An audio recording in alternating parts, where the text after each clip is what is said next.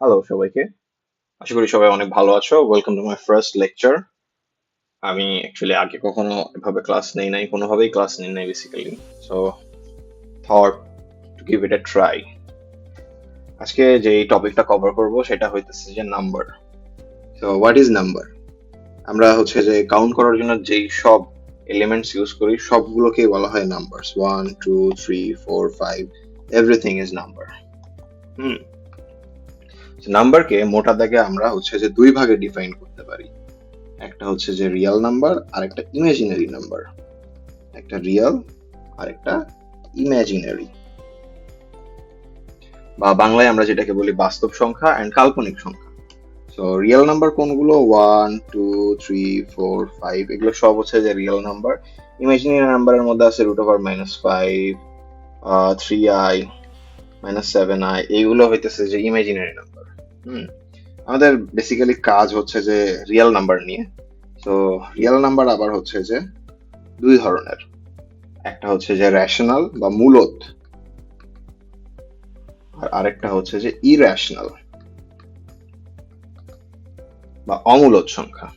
তো মূলদ সংখ্যা কোনগুলো, অমূলদ সংখ্যা কোনগুলো? রেশনাল নাম্বার হচ্ছে সেই সব নাম্বার যেগুলোকে আমরা হচ্ছে যে পি বাই কিউ আকারে প্রকাশ করতে পারি, আর ইরেশনাল নাম্বারকে আমরা পি বাই কিউ অর্থাৎ ভগ্নাংশ আকারে কখনোই প্রকাশ করতে পারবো না। হ্যাঁ, যে রকম ইরেশনাল নাম্বারের মধ্যে আছে পাই, ই, বা √7। তো আমরা যদি পায়ের মান আমরা বলি, পায়ের মান হচ্ছে যে 3.141596 dot dot dot dot dot, এটা চলতেই থাকবে, এটা কখনো শেষ হবে না। ই এর মানও সেম, √7 এর মানও সেম। তো এগুলো শেষ হবে না যদি আমরা লেখা শুরু করি, এই জন্য এগুলোকে বলা হয় ইরেশনাল নাম্বার। আর যেগুলো অ্যাকচুয়ালি ফিক্সড, যেরকম 2.3, 9.75, 11.6, এগুলো হচ্ছে যে রেশনাল নাম্বার। ইভেন 2 3 4 এগুলো সব হচ্ছে যে রেশনাল নাম্বার। হুম। তো ইরেশনাল নাম্বার গেল, রেশনাল নাম্বার গেল। এখন রেশনাল নাম্বার আবার হচ্ছে যে দুই প্রকার। একটা হচ্ছে ইন্টিজার, বা যেটাকে আমরা বলি হোল নাম্বার, আর একটা হচ্ছে যে ফ্র্যাকশন, বা যেটাকে আমরা বলি ভগ্নাংশ। হ্যাঁ, একটা ইন্টিজার মানে পূর্ণ সংখ্যা, যেটা যেরকম হচ্ছে যে 1 2 3 4, এগুলাকে একটা ইন্টিজার। আর ফ্র্যাকশন কোনগুলো? যেগুলো হচ্ছে যে ভগ্নাংশ, 3/4, 9/8, এইগুলো। তো ফ্র্যাকশনকে আমরা আবার তিন ভাগে ভাগ করতে পারি, আমরা যেটা পড়ে আসছি ছোটবেলায়। হ্যাঁ, একটা হচ্ছে যে প্রকৃত ভগ্নাংশ বা প্রপার ফ্র্যাকশন, একটা হচ্ছে ইমপ্রপার ফ্র্যাকশন বা অপ্রকৃত ভগ্নাংশ, আরেকটা হচ্ছে যে মিক্স বা মিশ্র ভগ্নাংশ যেটা। প্রপার ফ্র্যাকশন কোনটা ছিল? যেটার হচ্ছে যে লব ছোট হর বড়, যেরকম হচ্ছে যে 3/8। ইমপ্রপার ফ্র্যাকশন কিরকম? যেটার হচ্ছে যে লবই বড় হর ছোট, যেরকম 11/7। আর মিক্স হচ্ছে যে দুইটা মিক্স করে আর কি।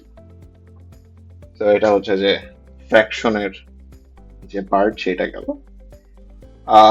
ইন্টিজার আবার হচ্ছে যে দুই ধরনের বেসিক্যালি। একটা হচ্ছে যে এর মধ্যে পড়ে ন্যাচারাল নাম্বার, বা আমরা যেটাকে বলি স্বাভাবিক সংখ্যা। হ্যাঁ, আর একটা হচ্ছে যে আমি একটু এটা কমায় নিই, থিকনেসটা কমায় নিই। আর একটা হচ্ছে যে নেগেটিভ নাম্বার।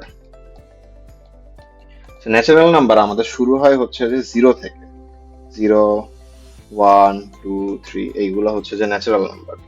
অন্যদিকে নেগেটিভ হইতেছে যে -3, -4, -7, এগুলো হচ্ছে যে নেগেটিভ। হ্যাঁ, সো নেগেটিভ গুলো তো গেল। এখন ন্যাচারাল নাম্বারকে আবার আমরা দুই ভাগে ভাগ করতে পারি। একটা হচ্ছে যে জিরো, আর একটা হচ্ছে পজিটিভ। তো এর মধ্যে জিরো ইটসেলফ ন্যাচারাল নাম্বারের মধ্যে একটাই আছে, সেটা হচ্ছে যে জিরো। এটা একটা উদাহরণ। আর জিরো বাদ দিয়ে বাকি সব ন্যাচারাল নাম্বার হচ্ছে যে পজিটিভ। এইটা হচ্ছে যে বেসিক্যালি নাম্বারস এর ক্লাসিফিকেশন। এখন নাম্বারস এর ক্লাসিফিকেশনের পর যে জিনিসটা অ্যাকচুয়ালি জানা প্রয়োজন, সেটা হচ্ছে যে কিছু ইম্পর্টেন্ট টার্মস, যেরকম হচ্ছে যে ইন্টিজার। এগুলোর বাংলা মানে কি অ্যাকচুয়ালি? ইন্টিজার মানে বেসিক্যালি হইতেছে যে পূর্ণ সংখ্যা। এই যে যেটা 1 2 3 4 এইগুলা। হ্যাঁ, সরি আমার খারাপ হাতের লেখার জন্য। কনজিকিউটিভ নাম্বার হইতেছে যে ক্রমিক সংখ্যা।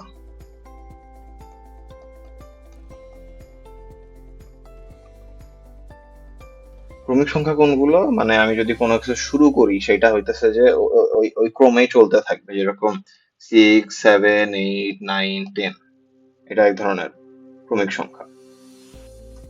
মানে ওই সংখ্যার পরে কোন হচ্ছে যে একদম পূর্ণ সংখ্যা আছে, সেইগুলোর যদি আমি ক্রম অনুসারে সাজাই সেটা হচ্ছে যে ক্রমিক সংখ্যা। অ্যাডিশন বা সামেশন মানে হচ্ছে যে যোগ, সাবট্রাকশন মানে বিয়োগ, মাল্টিপ্লিকেশন মানে গুণ, ইভেন প্রোডাক্ট মানে হচ্ছে যে গুণ, কিন্তু এখানে একটা বেসিক পার্থক্য আছে। মাল্টিপ্লিকেশন হচ্ছে যে পুরো প্রসেসটাকে বোঝায় গুণ, আর প্রোডাক্ট হচ্ছে যে ফলাফলটাকে বোঝায়। মানে প্রোডাক্ট মানে হচ্ছে গুণ ফল, মানে 6 × 5 = 30, এই পুরোটা হচ্ছে যে মাল্টিপ্লিকেশন, আর এই 30টা হচ্ছে যে প্রোডাক্ট। ডিভিশন মানে হচ্ছে যে ভাগ, সেম। কোশেন্ট মানে হচ্ছে যে ভাগফল, মানে হচ্ছে যে 30/5 = 6, এইটা পুরাটা হচ্ছে যে ডিভিশন, আর 6টা হচ্ছে যে ভাগফল বা কোশেন্ট।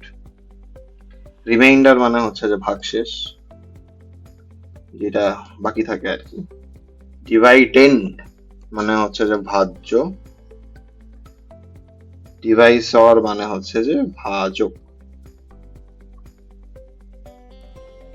দেন অড নাম্বার হচ্ছে যে জোড় সংখ্যা, সরি, অড নাম্বার হচ্ছে বিজোড় সংখ্যা, ইভেন নাম্বার হচ্ছে যে জোড় সংখ্যা। ওকে, তো এই জিনিসগুলো আর কি মনে রাখতে হবে। এন্ড এরপরে যদি আসি আমরা, সেটা হচ্ছে যে অ্যাডিশনের কিছু রুলস আছে।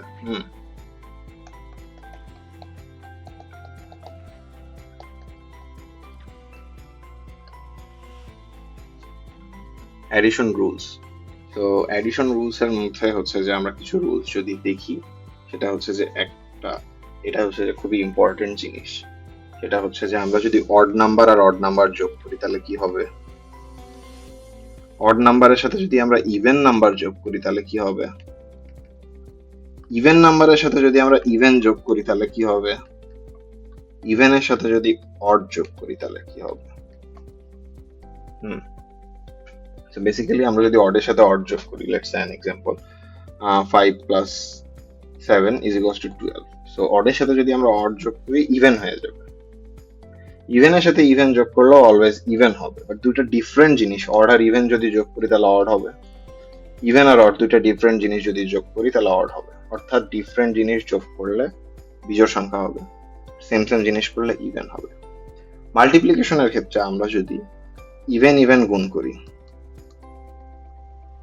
তাহলে ইভেনই হবে, ইভেন আর অড যদি গুণ করি তাহলে কিন্তু হচ্ছে যে ইয়েই হবে, ইভেনই হবে। যেরকম 5 × 2 = 10, ভাইস ভার্সা, অড আর ইভেন গুণ করলেও ইভেন হবে। কিন্তু আমরা যদি অড আর অড গুণ করি, শুধুমাত্র এই ক্ষেত্রে অড হবে, শুধুমাত্র এই একটা ক্ষেত্রে। যেরকম 9 × 3 = 27। এই রুলস গুলো বেসিক্যালি মনে না রাখলেও হবে, উদাহরণ দিয়ে আর কি বের করা পসিবল।